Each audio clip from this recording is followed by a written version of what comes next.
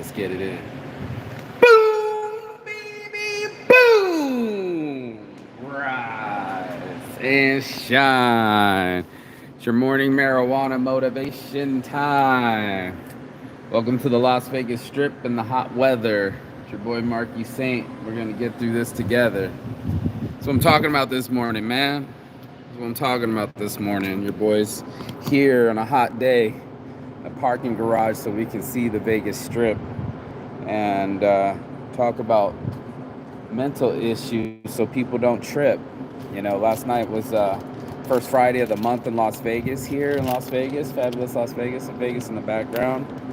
And had a very interesting night, getting to see a lot of different people, getting to see people I haven't got seen in a long time. I had a great experience with somebody coming up to me and it's like, yo, are you about to drop the weed swag bag? I was so excited. But it was my bag. Boom, baby, boom.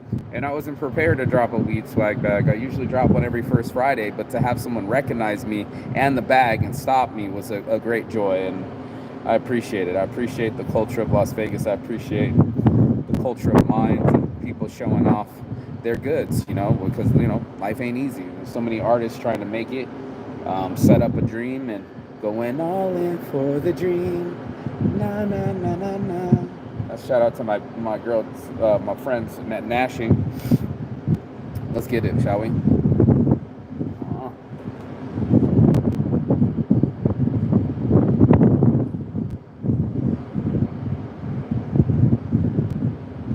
All right. Wireless wire leash. This message was brought to you by the Monkey Tail. It's a monkey tail. I love it. It's a monkey. It's a monkey tail. That's how you say it, and that's how it's gonna be. I'm pretty high up right now. I'm all the way up without weed. Been getting judged lately for smoking weed, so I started hitting the gym instead. I'm very physically fit and strong, but we're gonna talk about being mentally strong this morning. Going through all my messages, my ex, and trying to decipher decisions I've made and the way I talk to her and my responses and my temper and my anger and all the triggers that all of us have. Let me get this strap off the back. There we go. That we all have. And I was like, you know, knowing yourself is one of the most powerful things you could do. You know, honestly, if you know yourself, then you know what's going on. I mean, that's the ultimate in life to me, is to study yourself. I only got 15% on this phone. It's about to die, so I'm going to just get this one in quick on a 10-minute note and get on with life. But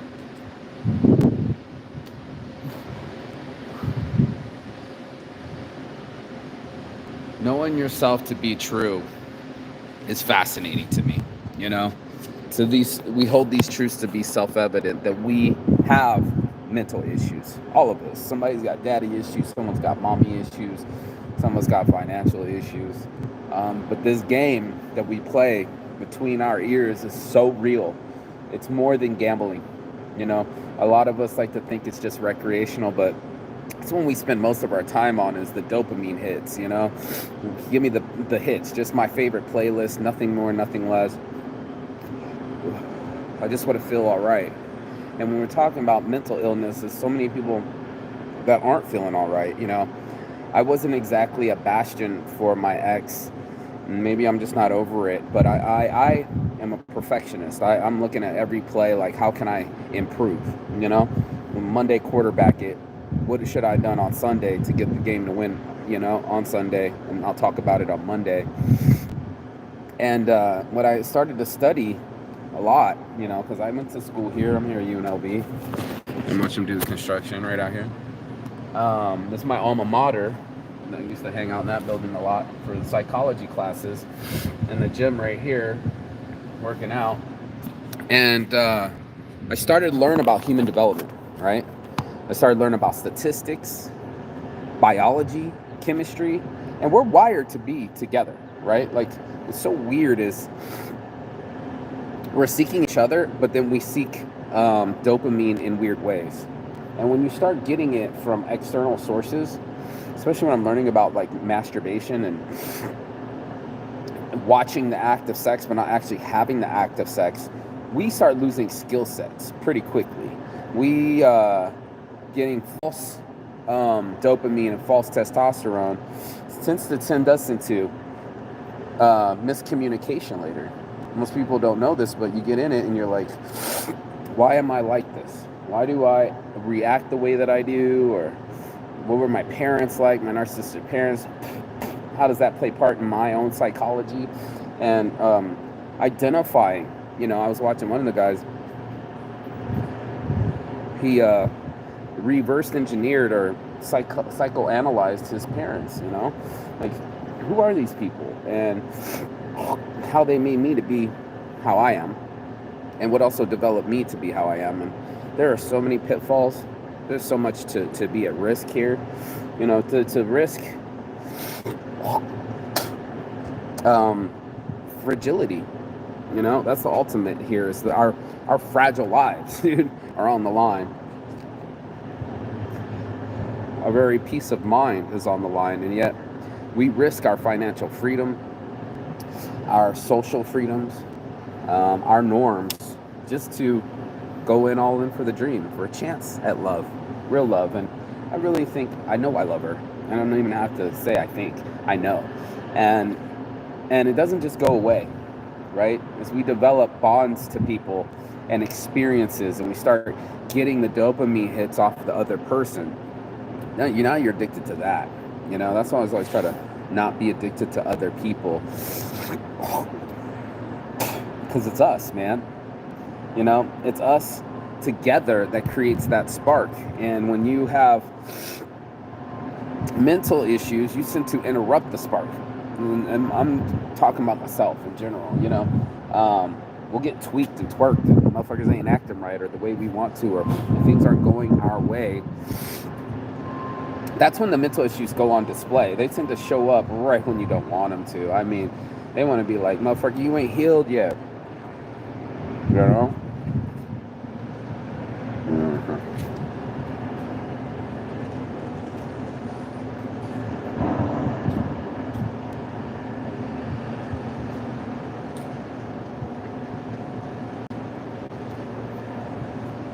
It's like a broken arm or something, you wouldn't just go out and start swinging with a broken arm knowing damn well you just broke a bone in your arm or a leg. No,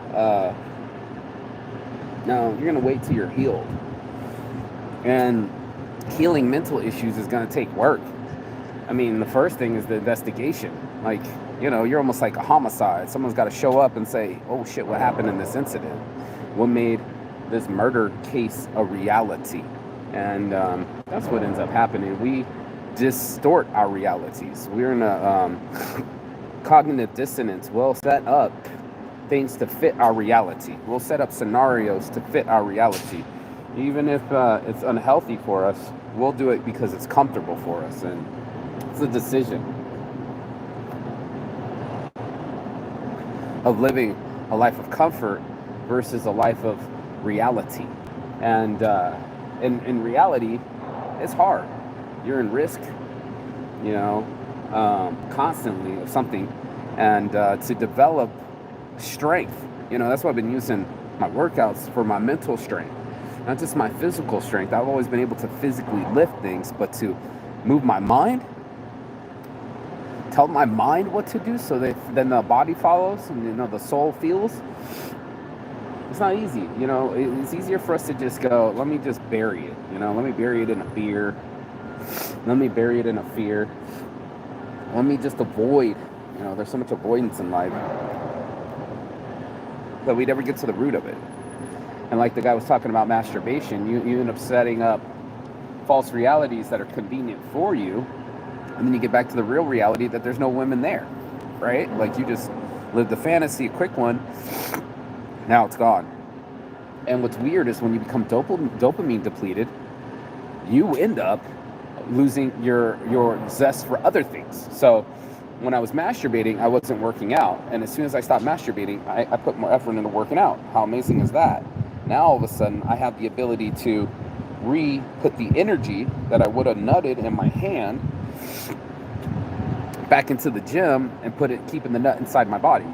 Now, I'm not exactly going to call it semen retention or do anything like that, but it is something to say about what we put effort into. Where do you place your mental capacities to? And for the broken, we can try to sense it from other people. We can try to go get healed and wipe our asses with another person. That's not exactly what you want. You don't want to be the reason somebody's getting used or getting away from what they were hiding from or the real issues. That's why I called it mental issues, because canceling your subscription to issues means you're no longer going to be in the mode that was keeping you there, right? The stagnation, right?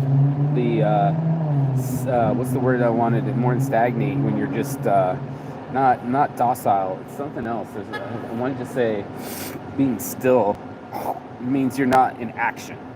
And when you're not in action, you're not in any sort of momentum. You kind of give it up to the video games, you kind of give it up to the social media. You'll just jump out of bed and they're like, oh, all that energy I was about to explode. My load, there it is. Instead of change my life, right? Like change my mind, change my soul.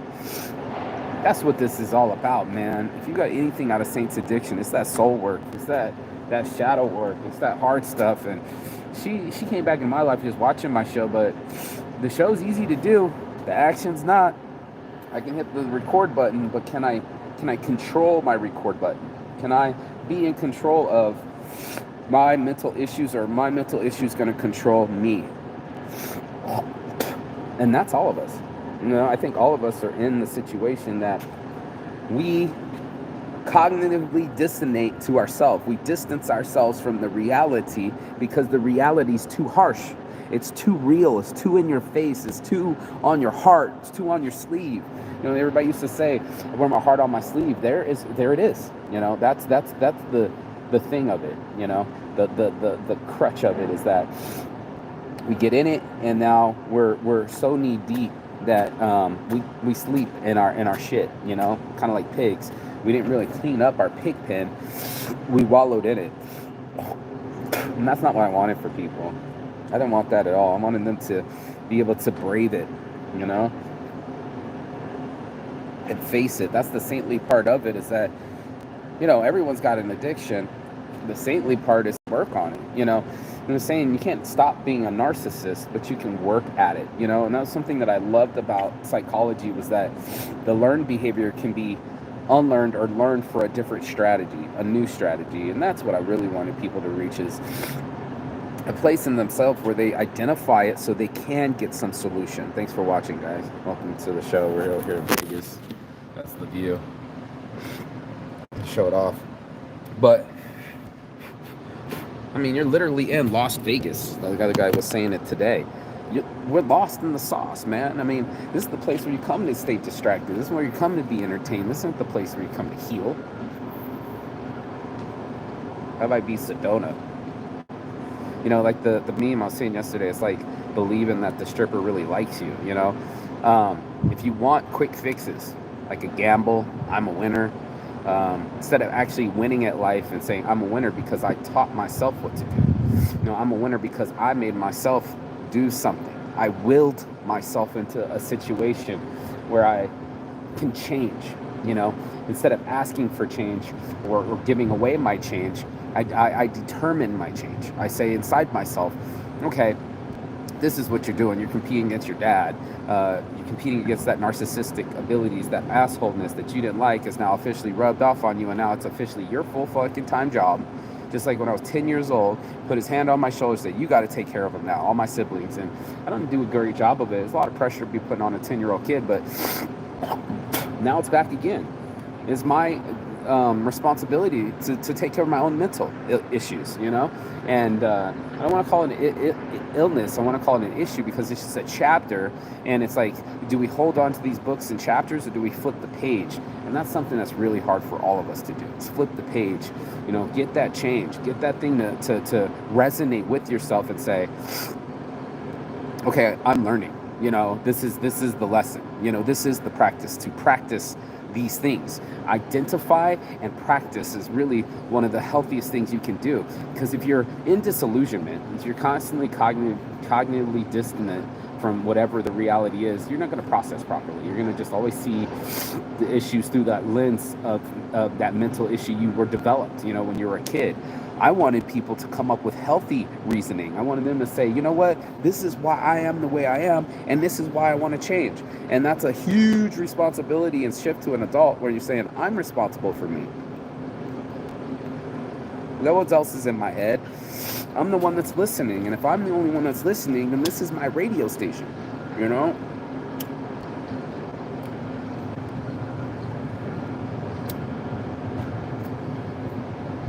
WWIFM is the favorite radio station. Everybody, what's in it for me, and what's in it for you is your health, the ability to cognate instead of being under triggered. You're under aim, you're squeezing instead of pulling the trigger. You're squeezing the trigger. You're going like, this is where I'm concentrating my shot. This is where I feel I will be effective. This is the thing I'm aiming for. I'm aiming for me personally, so I can talk about it, because it can't be everybody, but you're going to have your own aim. But my aim is to have self-control.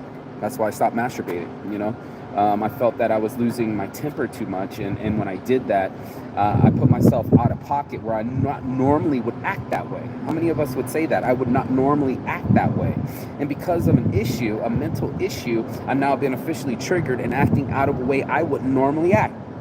That isn't in my psychology. It's in my subconscious. These are the things I'm almost not even conscious about, my habits, my addictions, I'm very cognizant about that, but it was also the emotional addictions, these things that all of us have, greed can be an addiction, lazy can be an addiction. This kind of stuff happens to a lot of people, and we don't talk about it. We kind of go along with it. It's like, well, everybody's masturbating. Porn's, pervasive. It's everywhere. It starts when you're young, and you can develop these relationships towards porn, and then they become unhealthy patterns. That's what I'm talking about. My unhealthy patterns of not staying motivated. I've always been pretty motivated, but now I'm extra motivated. I haven't given myself over to things that would normally distract me, right? So it's easy to escape life and say, oh man, that's for another day. Let's go grab a beer. It's a long day. It's going to be a lot of research. This is an internal game that we have to have the conversation with ourselves. It's nice to have therapists and psychologists and outside sources, but for real though, you're the only one watching. You're the only one listening. It's your inner voice. And when we have mental issues, we might not even know what that voice is fucking saying. That's something that's so wild to me, is that you're like, whoa, shit, I've been under this kind of duress. This is the stress that I've been choosing. Most people are like, I don't want this to happen to me. Okay, would you take action for it to not happen to you? You know what I mean? I'll ask people that all the time. Why do you love people that don't love you back?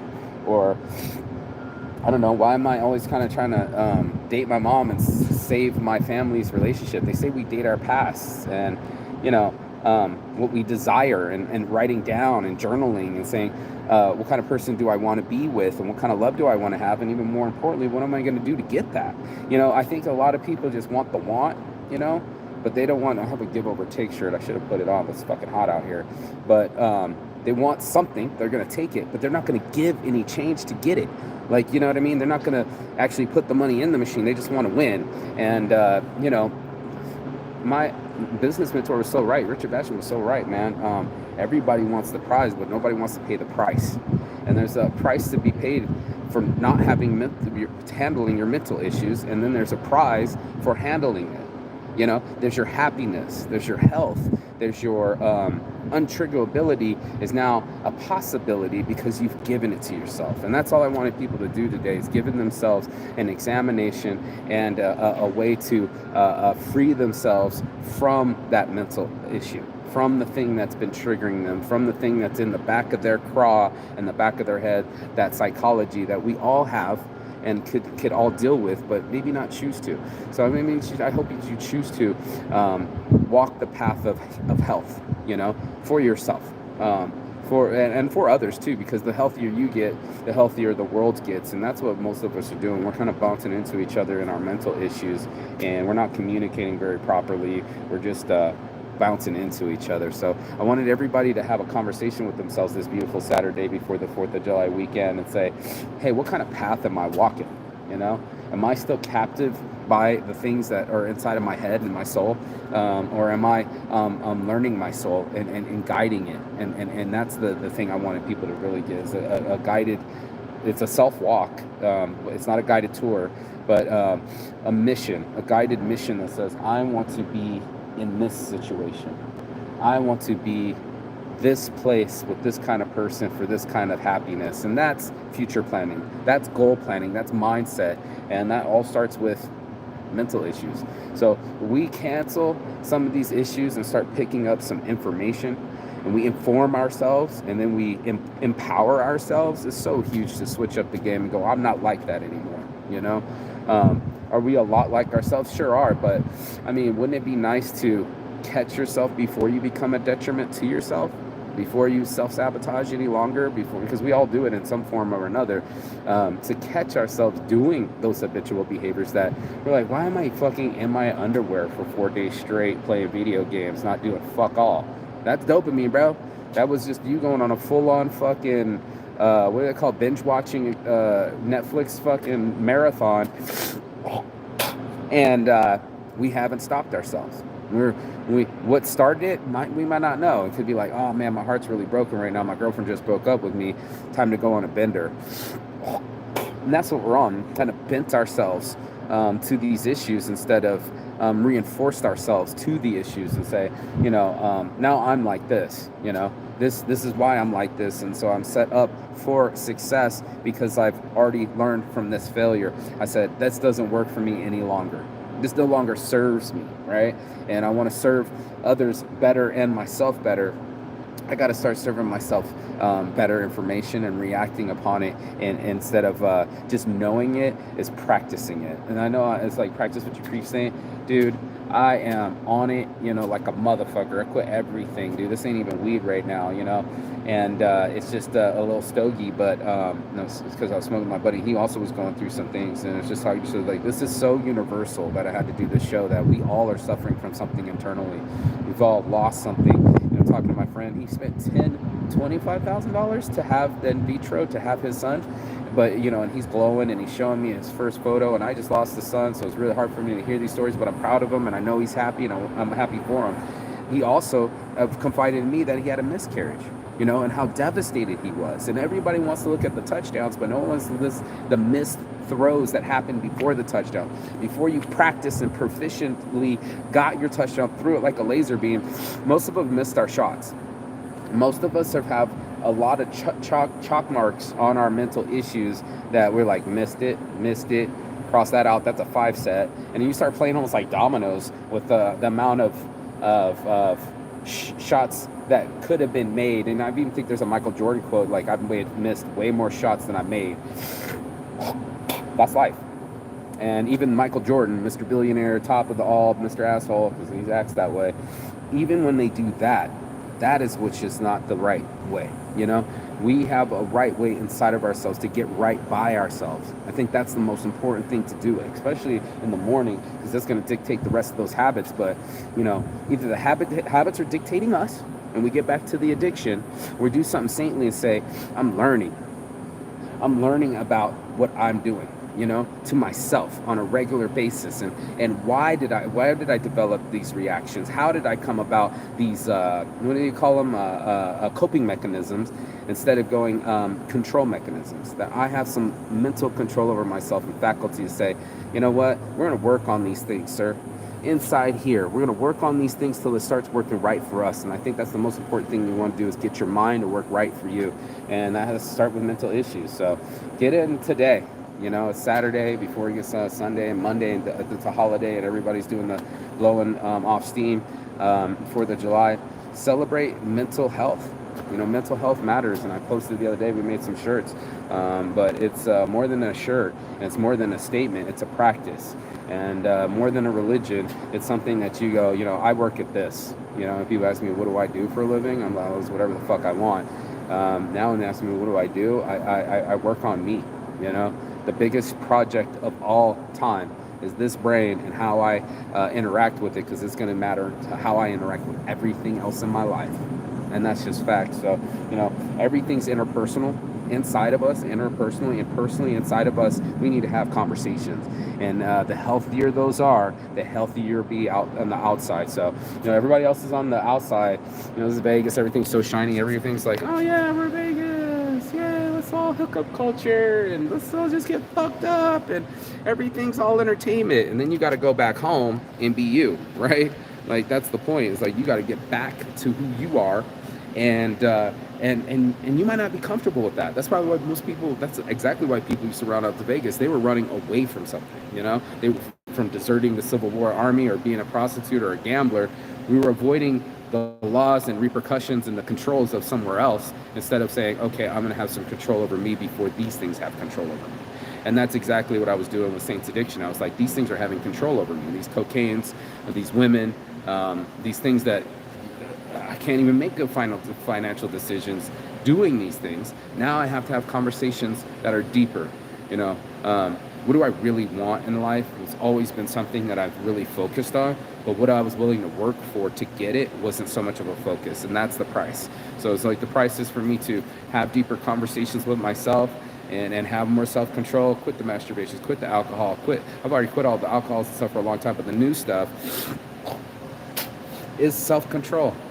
That's all I'm talking about, is having some sort of control over ourselves and say, hey man, I want to be better me. I don't want to be a victim to something anymore. I don't want it to just tell me what my life's going to be. I want to tell life what I want out of it. I want to tell my day, yo bitch, you're going to do something different. You're going to get something different out of yourself. You're going to get something that makes you happy inside, that's going to actually give you genuine long-term happiness, instead of these short fixes, these quick things that we all tend to do and think that they're working, but they're not. And you ain't gonna find it. You ain't gonna find the real love in the bar. You have a better chance of finding it on campus. I was watching something about high value women, because they're always talking about high value men and how much money they make and how successful they are. But where to find a high value woman? Church wasn't on it, and Vegas ain't the answer. But on campus, public parks, dog parks, things like that, where we have a better chance to get to know each other and meet each other in a very safe and warm and loving environment, versus these fast-paced, self-conscious, high anxiety sports that we play in the bars. I saw everybody. I was just drinking water, so I got to see everybody. I haven't been in a bar in a long time, but I was waiting for a homie, and it was inside the Arts Factory. But watching people clock each other, judging, watching what they wear, and I'm like, this is a really insecure place. When we're talking about mental issues, the one thing you don't want to be is insecure. You want to find some security. Security. I want to find some security. So if we can find some security in our brains and our thoughts and the way that we treat ourselves and talk to ourselves, oh, what a Merry Christmas we'll all have, man. Lord knows that especially me as a perfectionist, I'm beating myself up over this loss of a child, over this loss of love in this relationship. This felt like I just dropped the biggest ball of my life. I feel like the NFL player that lost the Super Bowl because he threw the ball instead of handing it to beast mode. I want you to have your own beast mode. I want everyone out there that gets this message to say, I'm a beast. I'm a beast. I'm the beast that's going to beat these demons out. I'm the beast that's going to fucking get in beast mode and transform myself into something that can fight back and get back in the game of this mental game, because that's where it's at. You can handle it in here, you can handle it out here. And that's exactly why I did this show this morning. So for all those that are blessed enough to be alive, it's time to thrive. And the only way to thrive is to do the work. And there's so much work that needs to be done for internal communication and understanding. And that's what I wanted people to reach this morning, is to cancel your issues to your mental issues. Cancel the subscription. Get a new subscription to call Change. Embrace and drive that. Get to know yourself very intimately. And then that way, next time you're intimate, you can describe it to somebody so they know how to treat you. That's on my heart from start. Your boy Marky Saint, Saints Addiction. And as always, Chigathon. That means goodbye, but not forever in Finnish. And I will see you on the other side as soon as you like, share, and subscribe. And give that information to a friend that really needs it, because that's why I do it. And that's called Saints Giving. And anything that you do, if you purchase anything from us, it goes right back to Saints Giving, because that's what Saints do. Peace and love. I'll see you on the other side. Ciao.